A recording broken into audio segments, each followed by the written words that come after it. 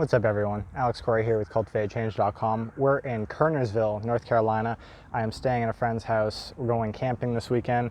And they mentioned that this was here. So this is Novant Health's fitness court. So I guess this is a nationwide thing. And I thought it was just going to be a series of little stations set up in a park somewhere, which this is, but this is way more robust. So this is professionally designed, and I thought I was just going to try it out and, improvise. Didn't need to. So they have this really well laid out with various progressions from each station with lots of explanation. So like them, because this thing is amazing. Again, we're in Kernersville, and they have an entire layout here.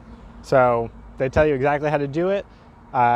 Each section is built just for a certain muscle group, so push, pull, bend, agility, various degrees. You can do pull-ups off of rings, you can do lots of acrobatic stuff, and then they have this little thing here showing you exactly your choice of workouts, and I just got my ass kicked. So I'll show you briefly each exercise of what I did, and just goes to show you do not need a gym. I do love a gym just because of the arrangements of functional training, bodybuilding, cardio. It's got everything, obviously, but if you don't want to go to a gym, this is why I've been posting resistance band workouts. This is why I've been doing body weight in park.